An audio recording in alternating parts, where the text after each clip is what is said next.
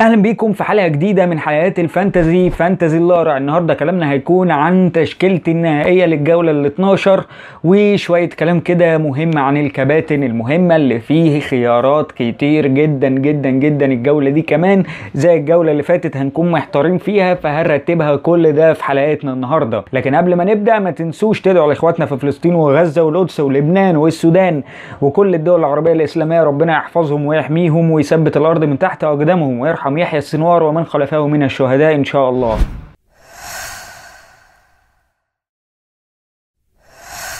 خلينا ندخل على طول في فريق النهائي للجولة ال 12. بقالنا كام جولة ما عملناش الحلقة دي واتكلمنا عن فريقي، لكن خلاص حان الوقت ان احنا نرجع جميع حلقاتنا بشكل طبيعي جدا، خصوصا بعد الدعم اللي انتوا كنتوا بتدوني الفترة اللي فاتت من فيوز ولايكات ومشاهدات وسبسكرايبرز وكل حاجة.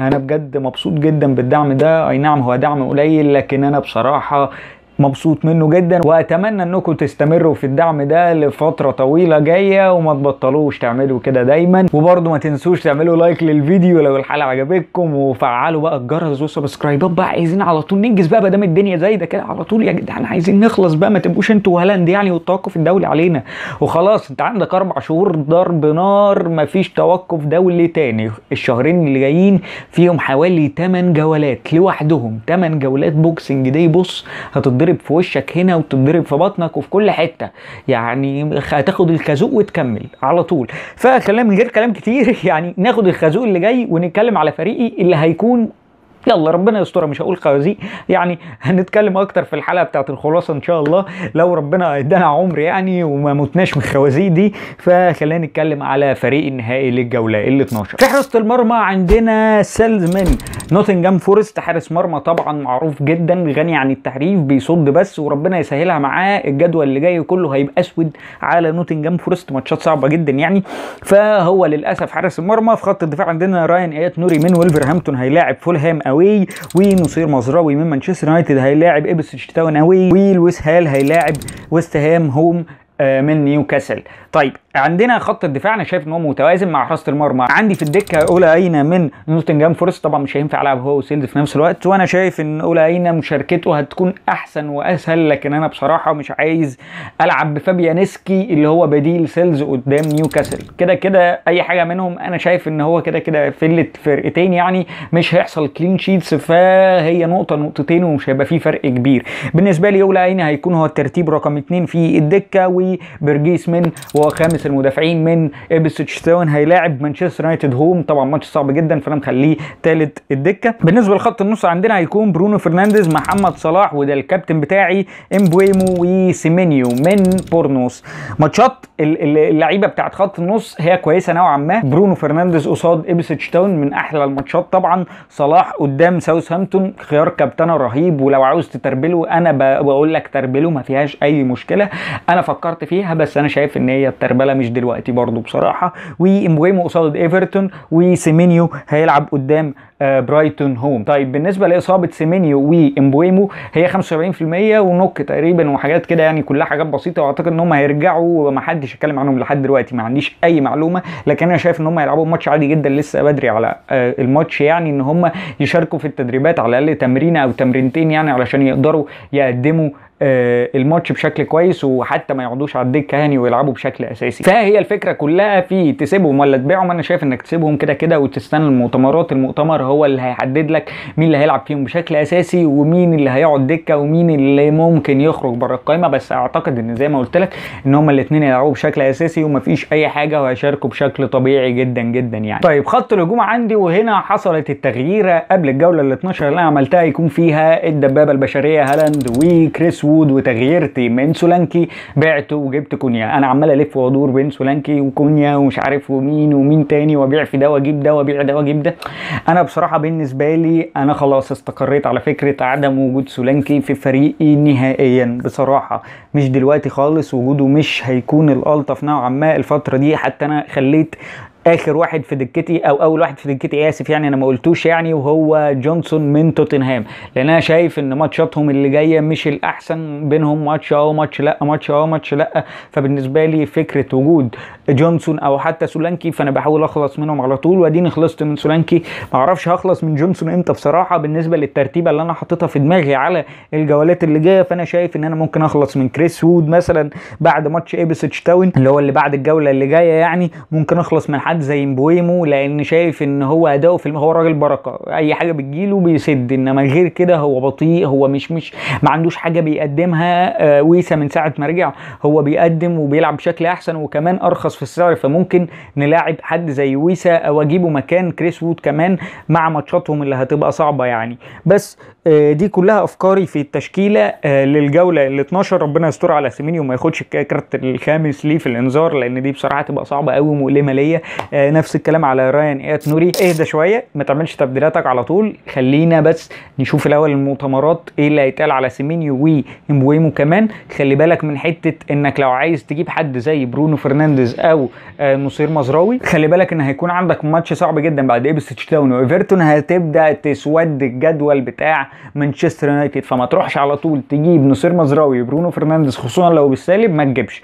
جيبهم ماشي، ممكن تستثمر في برونو فرنانديز بس الجولتين دول وخلاص تبيع، لكن حتى مع فكره وجود مدرب جديد انا شايف انك خلاص يعني تحط في اعتبارك ان انت تكمل بيهم بس ايبسيتش تاون وايفرتون وخلاص كده، تبيع وشكرا، ولحد ما تشوف بقى ايه الدنيا اللي هيحصل بعد كده.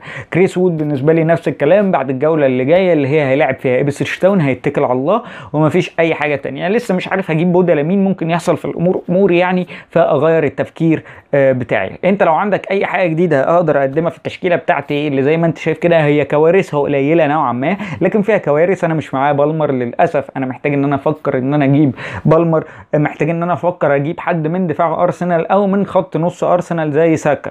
هو ساكا او بالمر، انا مايل اكتر لحد زي كول بالمر من تشيلسي احسن من ساكا تقريبا، وكل حاجه يعني هو حرفيا بيدي كل حاجه، الباور بتاعه جامد، هو فيت اصلا كويس، بيأدي بشكل كويس، معاه كل حاجه بيعملها في تشيلسي، فهو المتاح واللي انا شايفه احسن من ساكا. بوكايو ساكا تقدر تكفره بحد زي جابرييل، خصوصا ان هم كده كده اصلا ما بياخدوش كلين شيتس، فانت تبقى واخد بالك انك لو اعتمدت على الحته دي ممكن يكون عندك حد ديفرنشال من ارسنال ويقدم لك شكل كويس جدا، خصوصا ان احنا ممكن نشوفها كتير قوي من ميكيل ارتيتا ان هو يدافع ويقفل ويطلع لك بالكلين شيت جولتين ثلاثه ورا بعض وممكن يخزوقك زي الطبيعي جدا. بس فكره وجود بالمر ولا ساكا، انا شايف ان بالمر اهم من ساكا بكتير، وفكره عدم وجود لعيبه من ارسنال هي صعبه نوعا ما، لكن حاول تجمع بينهم هم الثلاثه اللي هو صلاح بالمر ساكا، لو ما عرفتش يبقى صلاح وبالمر، وفي الدفاع تجيب تمبر مثلا ب5.5 مليون تقريبا، او جابرييل اللي موجود ب6 مليون او 6.1 حاجه زي كده دلوقتي، وفي نفس الوقت هتكون مكفر من لعيبه ارسنال اللي جدولهم هيكون سهل، ومعاك حد من تشيلسي برضو جدوله هيكون سهل نوعا ما اللي هو كول بالمر وصلاح معاك.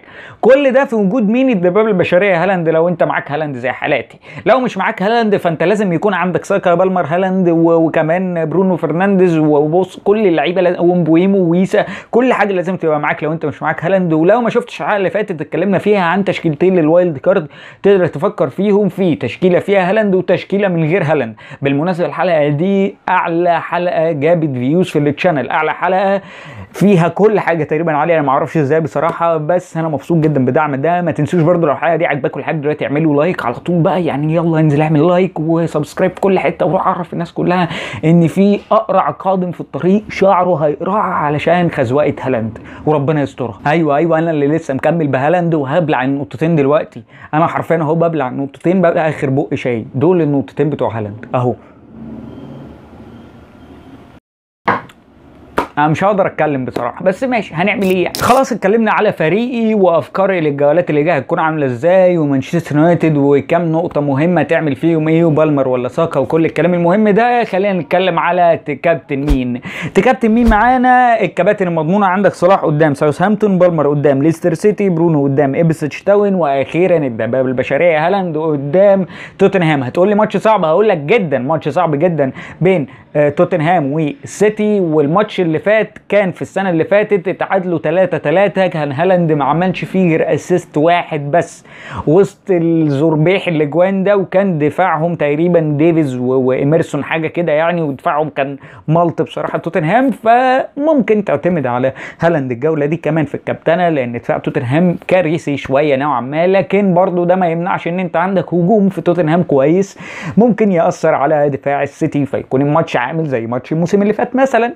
بس هو خيار وموجود، ولازم تعتمد ان هو موجود كده كده، وهتلاقي شويه ناس لسه بتروح معاه في الكابتنه. لكن انا شايف انت فوق تحت في النص، كابتن صلاح قدام الساوثهامبتون هيدي لك كل حاجه، ولو ما ادكش هو كده كده مش هيدي غيرك. بس طب بالنسبه للكباتن الديفرنشال عندك برضو خيارات كتيره جدا، كونيا قدام فولهام، ويسا قدام ايفرتون، وايزاك قدام ويست هام. الثلاثه يقدروا يجيبوا، الثلاثه بيلعبوا قصاد دفاعات مش الافضل، ودفاعاتهم يعني دفاع فولهام مش احسن حاجه، ويسا قدام ايفرتون دفاعهم برضو مش احسن حاجه، ايزاك قدام ويست هام دفاعهم برضو مش احسن حاجه. تقدر لو هم معاك تفكر فيهم وتكون ديفرنشال لو انت الرانك بتاعك ملط خالص، يعني خلاص في 8 مليون بقى 7 مليون.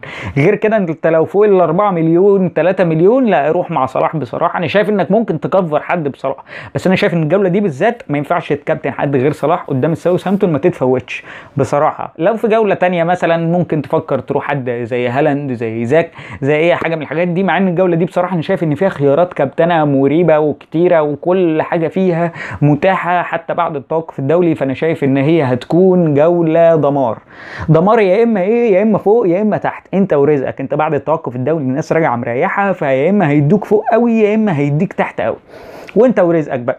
المهم يعني ان احنا عندنا اخر حاجه معانا خالص في الحلقه دي، وهي الكابتن المجنون، وهو كريس وود قدام ارسنال. خيار مجنون، وانا ما عنديش حاجه اقولها، هو خشبه بيجيب ويتكل على الله بس، وانت كده كده مش عايز منه اي حاجه. ودفاع ارسنال برضه مش اللي هو الاحسن حاجه، ممكن يجيب هجوم نوتنجهام فورست كويس نوعا ما. الماتش ده انا شايف ان هو هيكون ماتش جامد جدا اصلا بين نوتنجهام فورست وارسنال، هيبقى ماتش رهيب. الاثنين هجوميين، الاثنين عايزين يكسبوا، الاثنين راجعين من توقف دولي. نونو سانتو عايز يحافظ على ترتيبه الكويس جدا في الدوري الانجليزي، زي ما قلت قبل كده هو الحصان الاسود. وبس كده، دي كانت حلقتنا النهارده عن فريق النهائي للجوله ال 12. اتكلمنا كتير قوي الاسبوع ده، ورجعنا بغزاره في الانتاج زي ما انتم شفتوا. في حلقتين اتكلمنا عنهم، اول حلقه كانت الوايلد كارد ونصائح الجوله ال 12 اللي نزلت من حوالي اسبوع، وتاني حلقه اتكلمنا عنها افكار جديده وتشكيلتين عملناهم، واحده بهالاند وواحده من غير هالاند. هحط لكم كل الفيديوهات اللي بتكلم عنها فوق في الاي وتحت في الديسكريبشن كمان. ودي كانت ثالث حلقه معانا والاخيره في الاسبوع التحضيري للجوله ال 12. ما تنسوش لو الحلقه عجبتكم اعملوا لايك للفيديو وفعلوا الجرس واعملوا سبسكرايب في الشانل. عايزين نعلى اكتر عدد من المشتركين قبل ما السنه تخلص، يعني نفسي نوصل ل 1000 سبسكرايبرز والله قبل ما السنه تخلص. عارف ان هي هتبقى صعبه شويه لكن نحلم، وماله يعني. الكابتن هالاند ما بيحلمش مثلا ان هو يجيب هاتريك الجولتين دول؟ اكيد بيحلم، ليه ما نحلمش احنا كمان؟ نحلم يا باشا وخلاص. انزل اعمل دلوقتي لايك لو الفيديو عجبك، وفجر كل حاجه في الدنيا. اشوفكم في حلقه جديده، كان معكم لينو من قناه الأقرع. سلام.